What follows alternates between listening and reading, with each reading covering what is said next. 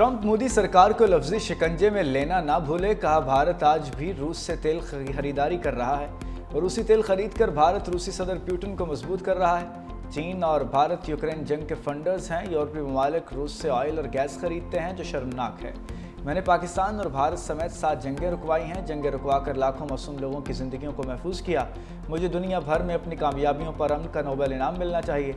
अक़वाम मुत्तहिदा पर भी तनकीद, बोले अक़वाम मुत्तहिदा गैर कानूनी तारकिन वतन को सहूलतें फराहम कर रहा है। मैं अक़वाम मुत्तहिदा में इस्लाहात करना चाहता हूँ। ट्रंप के लंदन के मेयर पर कड़ी तनकीद, बोले सादिक खान को तब्दील करना चाहिए।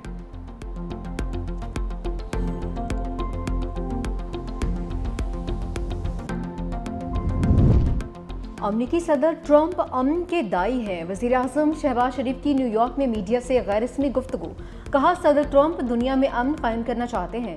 सदर ट्रंप ने जनरल असम्बली इजलास में अमन के लिए कोशिशों का तज़किरा भी किया। पाक भारत जंगबंदी में सदर ट्रंप और उनकी टीम का किरदार अहम है। वज़ीर-ए-आज़म शहबाज शरीफ की खादिम हरमैन शरीफैन को सऊदी अरब के कौमी दिन पर मुबारकबाद। पाक सऊदीया शराकतदारी को मज़ीद मुस्तहकम करने के अज़्म का यादा, कहा कि दोनों ममालिक के ताल्लुकात मजहब, भाईचारे, एतमाद की बुनियाद पर कायम हैं। सऊदी अरब का हालिया दौरा बेमिसाल मोहब्बत और यादगार लम्हात से भरपूर रहा। अहले गजा की चीखो पुकार ने आलमी बरादरी के ज़मीर को झंझोड़ दिया। सेक्रेटरी जनरल अक़वाम मुत्तहिदा ने फ़लस्तीन का मुकदमा पेश कर दिया। जनरल असम्बली इजलास से खिताब में एंटोनियो गुतेरेस बोले, गजा में कत्ल व गारत की तमाम हदें पार हो गईं। गजा की तबाही मेरी मुद्दत के तमाम तनाज़ात से बढ़ गई। गजा की होलनाकियाँ इंसानियत की नफ़ी हैं।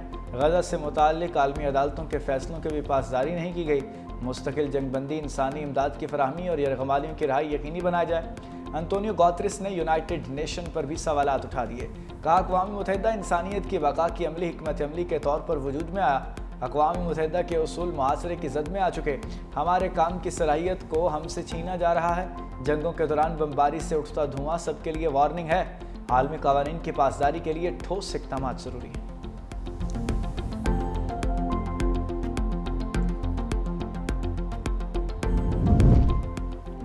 इसराइल बच्चों समेत निहत्ते शहरियों का कत्लेआम कर रहा है। तुर्क सदर रजब तैयब एर्दोगान ने कहा कि गजा में इंसानी बहरान शिद्दत इख्तियार करता जा रहा है। फ़लस्तीन में फौरी जंगबंदी ज़रूरी है। एर्दोगान ने गजा में भूख से बिलखते बच्चों की तस्वीर अक़वाम आलम को दिखाई। कतर के अमीर शेख तमीम बिन हमदुसानी ने कहा कि दोहा पर इसराइली हमला आलमी असूलों की खुली खिलाफवर्जी है। आलमी असूली निज़ाम सबके लिए काबिल एहतराम है। आलमी क़वानीन की खिलाफवर्जियाँ जारी रहेंगी तो जंगल का कानून नाफिज हो जाएगा।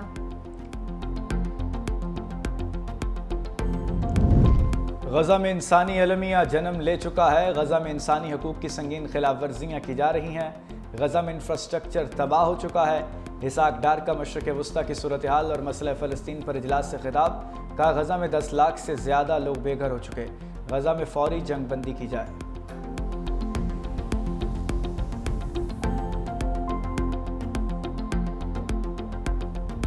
गजा में अमन की तलाश के लिए बड़ी बैठक। अमरीकी सदर ट्रंप और इस्लामी ममालिक के सरबराहों में मुलाकात शुरू। वज़ीर-ए-आज़म शहबाज शरीफ, सऊदी अरब, इंडोनेशिया के सरबराह शरीक, तुर्की, मिस्र, इमारात और उर्दन के सरबराह की भी शिरकत। अमरीकी मीडिया के मुताबिक ट्रंप को गजा में गवर्नर्स और अमन से मुतालिक तजावीज़ पेश की जाएंगी। अमरीका चाहता है मुस्लिम और अरब ममालिक गजा में फ़ौज भेजने पर आमादा हों। अरब और मुस्लिम ममालिक गजा में इक़्तिदार की मुंतक़ली बहाली के लिए रकूम भी दें।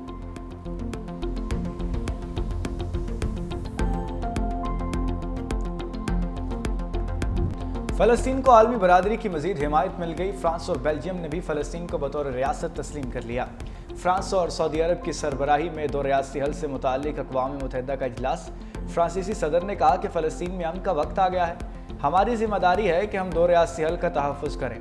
बेल्जियम के वज़ीर-ए-आज़म बोले, फ़लस्तीन से सिफारती ताल्लुक़ात का इन्हिसार हमास के मुकम्मल गैर मुसल्लह होने पर होगा। 2 रियासती हल से मुताल्लिक़ फ्रांस और सऊदी अरब की करारदाद की 142 ममालिक ने हिमायत की। अमरीका और इसराइल की जानिब से इजलास का बायकॉट। लग्ज़मबर्ग, माल्टा समेत मज़ीद 5 ममालिक का भी फ़लस्तीन को तस्लीम करने का ऐलान।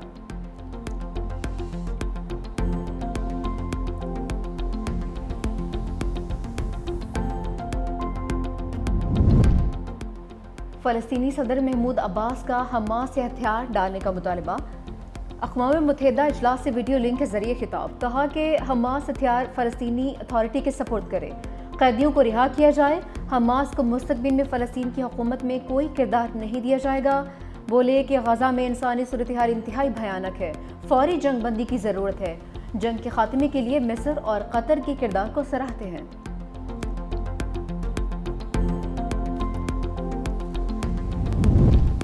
26ویں ترمیم کے خلاف بڑی عدالت لگے گی. سپریم کورٹ میں آئینی ترمیم کے خلاف درخواستیں 7 اکتوبر کو سماعت کے لیے مقرر.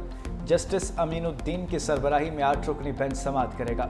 بینچ میں جسٹس جمال مندوخیل، جسٹس محمد علی مظہر شامل، جسٹس عائشہ ملک، جسٹس حسن رضوی حصہ، جسٹس مسرت ہلالی، جسٹس نعیم افغان اور جسٹس شاہد بلال بھی شامل.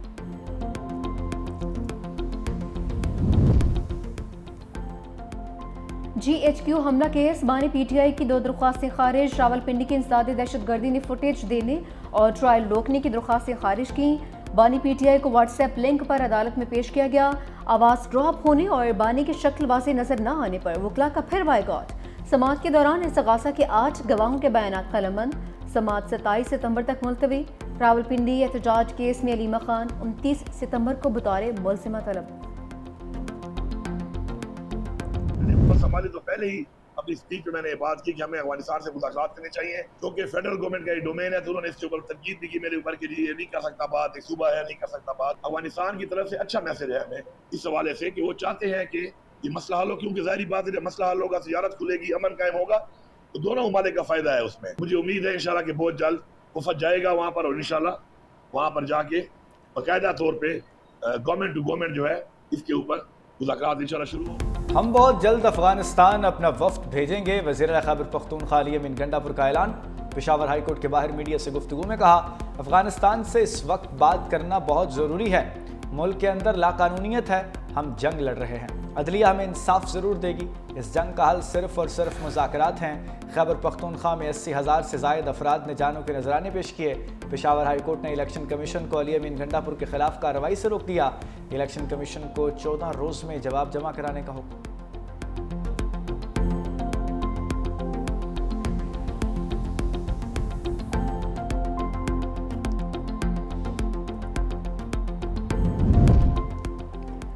پنجاب حکومت کا بی آئی ایس پی سے سیلاب متاثرین کی امداد سے انکار. پریس کانفرنس کرتے ہوئے وزیر اطلاعات پنجاب اسما بخاری نے کہا جو بی آئی ایس پی سے رجسٹرڈ ہی نہیں ہے انہیں امداد کیسے دی جائے. سیلاب متاثرین کے لیے وزیر اعلیٰ پنجاب کا ریلیف کارڈ بنے گا. کراچی اور سندھ کا کیا حال ہے سب کے سامنے ہے. سیلاب پر سیاست کرنے والوں کو دعا ہی دی جا سکتی ہے. سیلاب زدہ علاقوں میں ریسکیو ریلیف آپریشن ابھی بھی جاری ہے.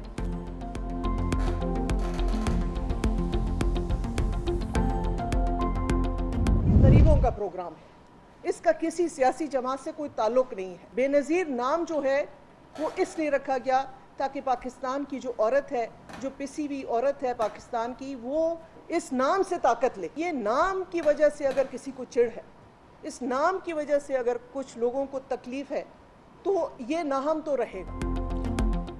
روبینہ خالد کا بے نظیر انکم سپورٹ پر تنقید کرنے والوں کو سخت جواب. چیئرمین بے نظیر انکم سپورٹ پروگرام نے کہا ایک سیاسی رہنما نے کہا B I S P fraud ہے، اپنے بیان سے 1 کروڑ خاندانوں کی توہین پر معافی مانگے. B I S P data سے متاثرین کو شفاف طریقے سے امداد دی جا سکتی ہے. اگر کسی کو اس پروگرام کے نام سے تکلیف ہے تو یہ نام تبدیل نہیں ہوگا. یہ پروگرام سیاسی نہیں، غریبوں کی بقا اور وقار کا حصہ ہے. بی آئی ایس پی کسی صوبے نہ ہی کسی پارٹی تک محدود ہے. بے نظیر نشو نما پروگرام پر بھی کام کر رہے ہیں. انہوں نے کہا کہ پاکستان میں جتنے لوگ فلاحی کام کر رہے ہیں وہ سب قابل تعریف ہیں.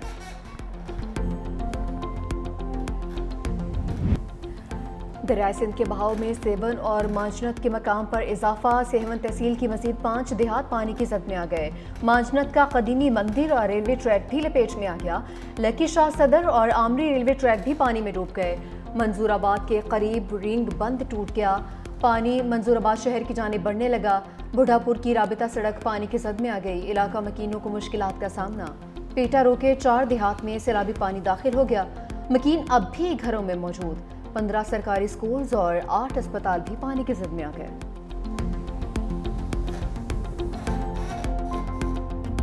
سیلاب کے بعد آزمائش کا طوفان. ملتان کی خیمہ بستی میں مکین خاندانوں کے ان گنت مسائل. ایمان بی بی کا خاندان بھی مشکلات سے دوچار ہو گیا. سیلاب نہ صرف گھر بہا لے گیا بلکہ سکون بھی چھین گیا. خاتون کھلے آسمان تلے چولہا جلانے اور بچوں کے لیے کھانا پکانے پر مجبور، شکوہ کیا ابھی تک کوئی امداد کے لیے نہیں آیا، بچے بیمار پڑ رہے ہیں اور بھوک سے بے حال ہیں۔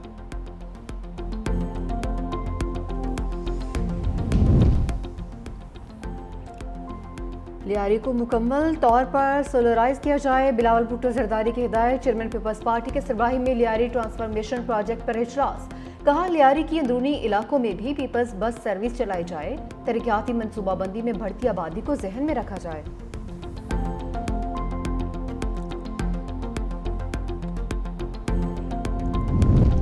سندھ حکومت کا انقلابی اقدام، صوبائی کابینہ ڈیجیٹلائز، تمام ارکان کو آئی پیڈ دے دیے گئے۔ وزیر اعلیٰ سندھ مراد علی شاہ نے کہا آئندہ کابینہ میں کوئی فائل نہیں ہوگی، تمام فائلز ڈیجیٹل ہوں گی۔ مزید بولے سیلاب سے نمٹنے کے لیے پیشگی اقدامات کیے، 528 کیمپس کی تیاری تھی، صرف 17 کو فعال کرنا پڑا۔ کوٹری پر 3,86,000 کیوسک پانی ہے، کوٹری پر پانی شاید مزید بڑھے۔